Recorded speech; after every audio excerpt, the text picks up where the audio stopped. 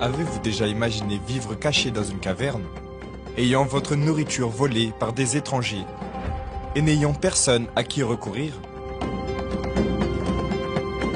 C'est ainsi que le peuple d'Israël a vécu pendant 7 ans, sous la domination des Madianites.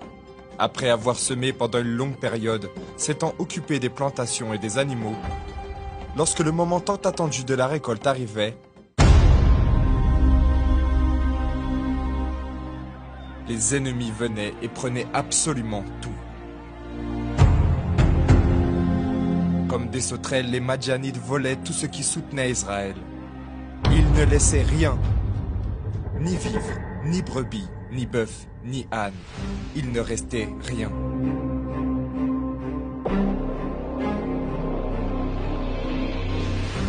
Les enfants d'Israël firent ce qui déplaît à l'Éternel. Et l'Éternel les livra entre les mains de Madian pendant 7 ans, car ils montaient avec leurs troupeaux et leurs tentes. Ils arrivaient comme une multitude de sauterelles. Ils étaient innombrables, eux et leurs chameaux. Et ils venaient dans le pays pour le ravager. Mais cela n'est pas arrivé sans raison. Le peuple d'Israël avait à nouveau commis l'erreur de ses ancêtres. Un cercle vicieux de désobéissance, de souffrance, de cris, de délivrance, de paix et d'abandon de Dieu.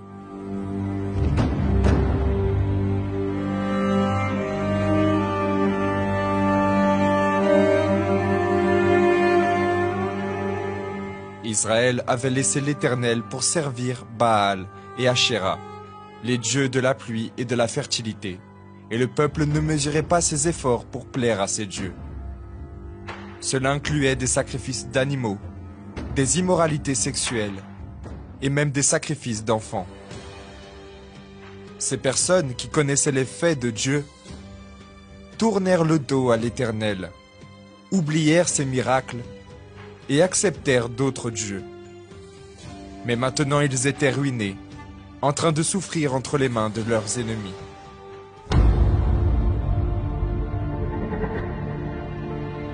L'alliance qui avait été faite avec Dieu fut brisée. C'est pourquoi ils étaient en train d'être humiliés et opprimés par les Madianites. Israël s'était appauvri matériellement et spirituellement. De la même manière, pour beaucoup de personnes, il est nécessaire que la souffrance consume leur vie, leur santé, leur famille, leurs biens, pour qu'alors elles en viennent à crier Dieu. C'est ce qui s'est produit avec Israël. Lorsqu'après 7 longues années, le peuple qui était déjà débilité dans l'esclavage et misérable s'est rappelé de l'Éternel et a décidé de crier à Dieu. Israël fut très malheureux à cause de Madian. Et les enfants d'Israël crièrent à l'Éternel. Lorsque les enfants d'Israël crièrent à l'Éternel au sujet de Madian, l'Éternel envoya un prophète aux enfants d'Israël.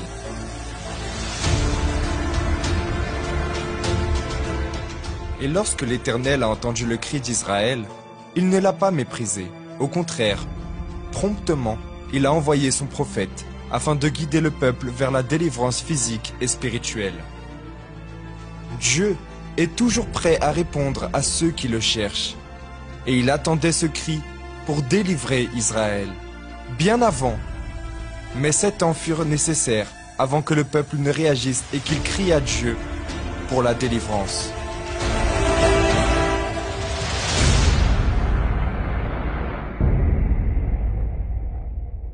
L'appel de Gédéon.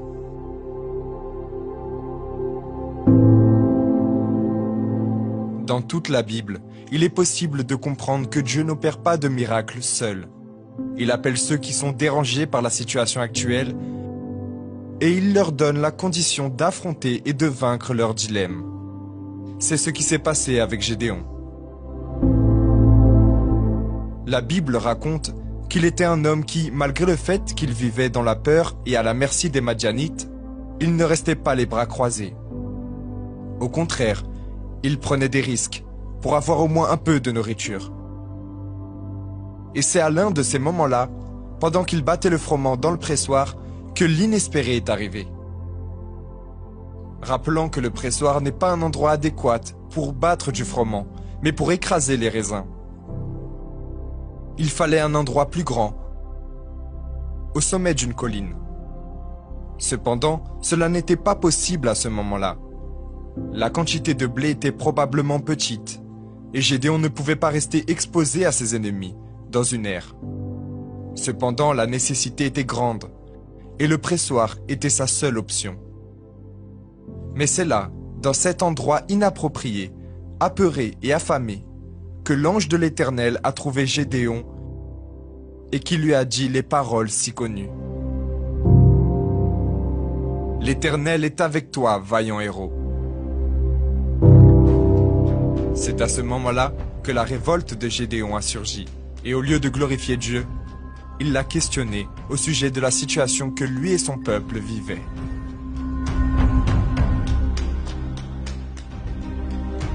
Gédéon lui dit, « Ah, mon Seigneur, si l'Éternel est avec nous, pourquoi toutes ces choses nous sont-elles arrivées? Et où sont tous ces prodiges que nos pères nous racontent quand ils disent, « L'Éternel ne nous a-t-il pas fait monter hors d'Égypte? Maintenant l'Éternel nous abandonne. Il nous livre entre les mains de Madian. » Avec cette réponse, il reste clair que Gédéon n'acceptait pas l'humiliation qu'il était en train de vivre. Comme il connaissait les faits de Dieu dans le passé, il était impossible qu'il considère cette situation imposée par les ennemis comme quelque chose de naturel. Et la réponse, qui semblait même insolente, a en réalité plu à Dieu. Celui qui délivrerait Israël de tout le tourment vécu pendant 7 ans avait été élu. À la grande surprise de Gédéon, Dieu l'avait choisi dans sa petitesse, vu que sa famille était la plus pauvre, et qu'il était le plus petit dans sa maison, soit il était le plus petit des petits. Gédéon n'avait ni même la capacité aux yeux humains pour se délivrer lui-même. Que dire d'une nation entière? Mais c'est exactement là qu'entre le pouvoir et la grandeur de Dieu.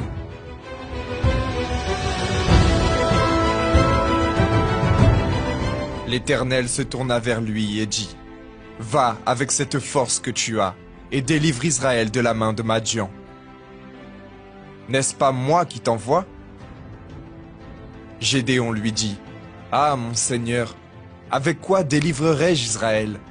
Voici, ma famille est la plus pauvre en Manassé, et je suis le plus petit dans la maison de mon père. » L'Éternel lui dit, « Mais je serai avec toi, et tu battras Madian comme un seul homme. » L'Éternel sait que tu es un homme vaillant, même si tu essaies de démontrer que tu l'ignores. Tu délivreras tes frères du joug de Madian. Voyez cela. Vous parlez comme si l'Éternel vous avait chargé de dire ces choses. C'est cela, Gédéon. Voici. Ma famille est la plus pauvre en Manassé. Et je suis le plus petit dans la maison de mon père. Comment pouvez-vous penser que... L'Éternel est avec toi. De quoi as-tu peur?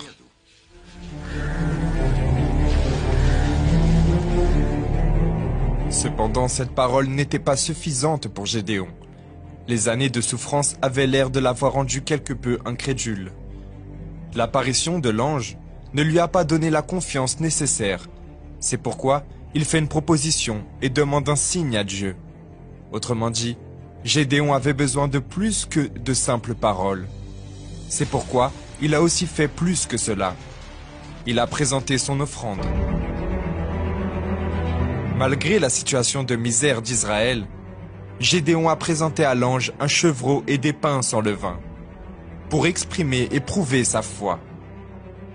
C'est là que Dieu a approuvé son offrande, à travers le feu consommateur, et là, Gédéon a eu la certitude que Dieu était avec lui.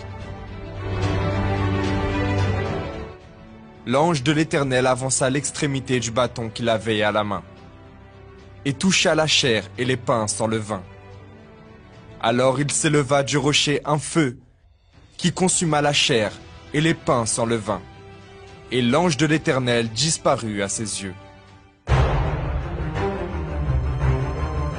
Dieu avait accepté cette preuve de foi de Gédéon.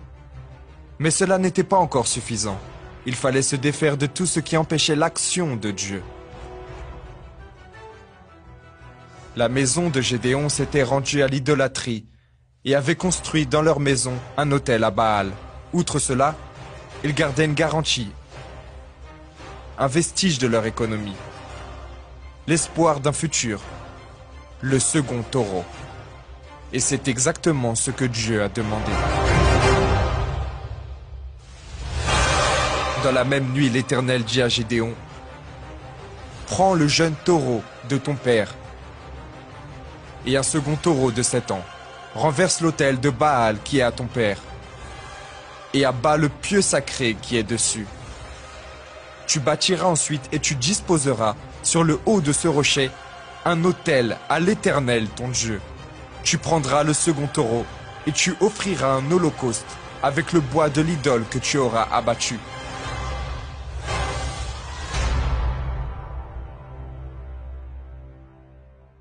Le second taureau était le reproducteur, et par conséquent, le responsable de la descendance et du soutien de cette famille. Mais c'est exactement ce taureau que Dieu a demandé. L'Éternel a été spécifique dans sa demande. Le moment était arrivé pour Gédéon de prouver qu'il confiait totalement en Dieu. Sans réserve, sans dépendance personnelle, c'était seulement lui et Dieu. Il n'y avait pas d'espace pour d'autres dieux. Car Dieu nous veut à 100%, sans division. C'est pourquoi le sacrifice comprenait la destruction de l'autel de Baal.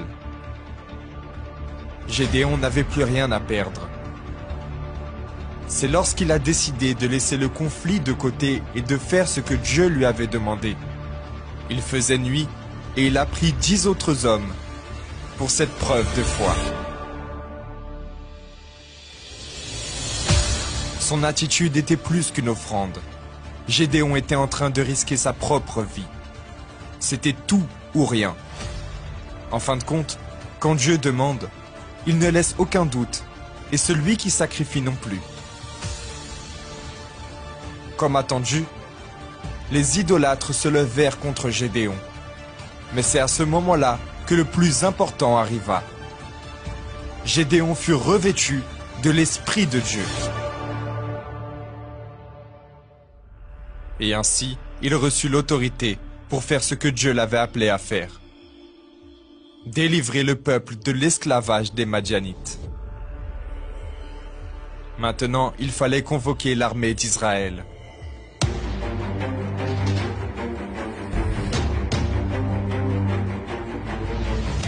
Gédéon sonna de la trompette, et 32 000 hommes se présentèrent. Malgré le fait que le nombre semblait sans importance, il était infime, comparé aux 135 000 Madianites. Même ainsi, Dieu dit quand même à Gédéon qu'il y avait beaucoup d'hommes.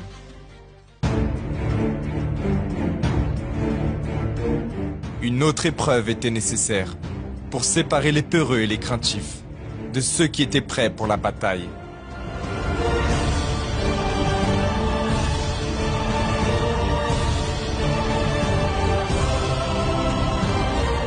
L'Éternel dit à Gédéon, « Le peuple que tu as avec toi est trop nombreux pour que je livre Madian entre ses mains.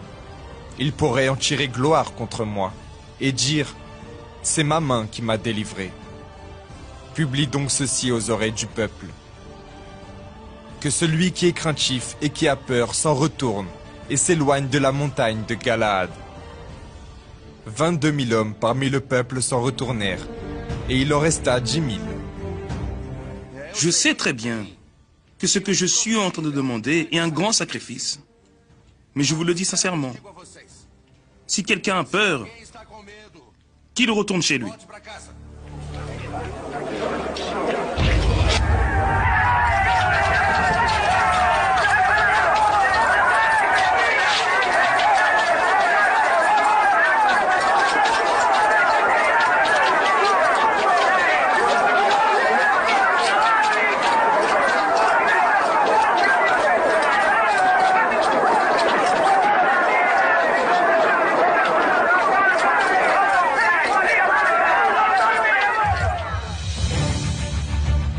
Il ne resta que 10 000 hommes.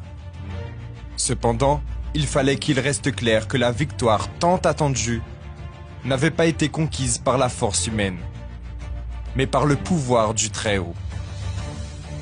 Et là, une autre épreuve est arrivée, une épreuve personnelle. Lorsque chacun révélerait ce qu'il y avait dans son intérieur, ces 10 000 hommes montreraient s'ils étaient, oui ou non, préparés pour la bataille. Dieu leur demanda de descendre au fleuve pour boire de l'eau. Mais seuls ceux qui restèrent en alerte, qui lapèrent l'eau, comme un chien, sans se laisser distraire par rien ni personne, furent élus. Et voyez seulement la surprise.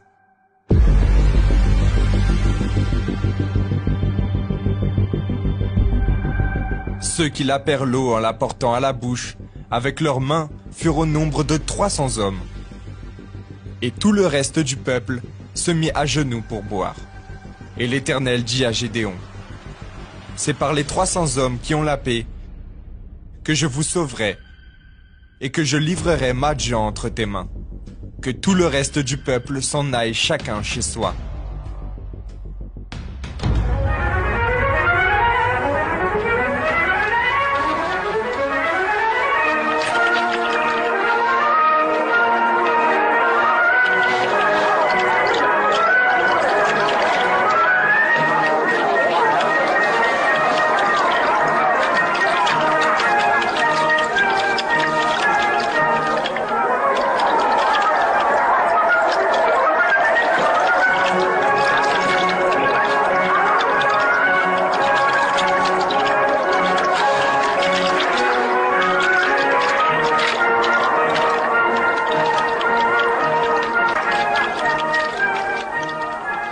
Allez sous ce palmier lorsque vous aurez fini de boire.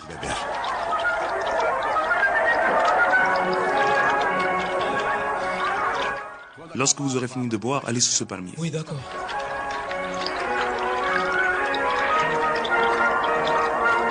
Ensuite, allez sous ce palmier.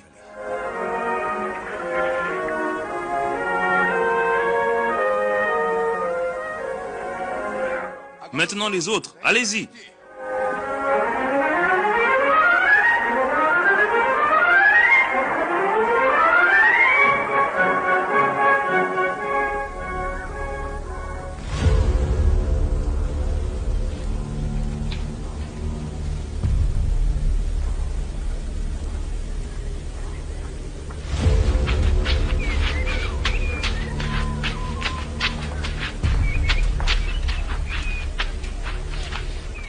Combien sont-ils? Pas nombreux. J'ai demandé combien sont-ils? Environ 300.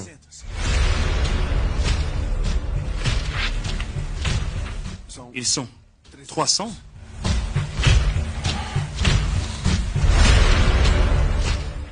Si les Israélites vainquaient avec 32 000 hommes, ils auraient pu penser qu'ils avaient vaincu à cause de leur grande habileté ou stratégie. Mais Dieu voulait laisser clair que la victoire était seulement à cause de sa force et de son pouvoir. C'est pourquoi il a réduit l'armée à seulement 300 hommes. Ces 300 hommes de foi étaient prêts pour la guerre, physiquement et particulièrement pour la guerre spirituelle. Et le plus surprenant était encore à venir. Les armes de cette armée se résumaient à des trompettes, des cruches vides et des torches de feu. Dieu a donné à Gédéon la stratégie. Tard la nuit, ils se répartirent en 3 groupes. Lorsque tous les Madianites étaient en train de dormir, les 300 vaillants, unis au son de la trompette, brisèrent leurs cruches.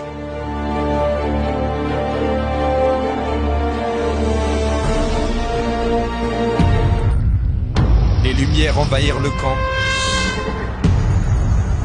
Et d'une seule voix, ils s'écrièrent: « Épée pour l'Éternel et pour Gédéon !»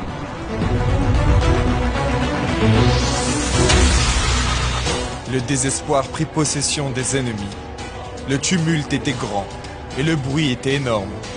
Apeurés, les Madianites commencèrent à s'entretuer.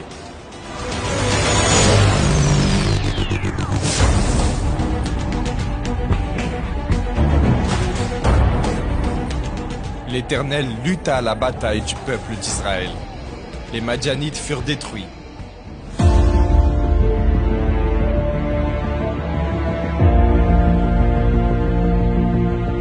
Unis, dans la même foi, dans le même sacrifice et avec la même disposition, Gédéon et les 300 conquirent la victoire et libérèrent le peuple d'Israël des 7 années d'esclavage. L'histoire de Gédéon montre que Dieu ne dépend pas des conditions humaines pour manifester sa grandeur. Il ne demande que du courage et de la disposition pour utiliser ceux qui se montrent disposés à lui obéir. Dieu transforma un commandant timide mais révolté et son armée sans importance en de grands vainqueurs et exemples de foi.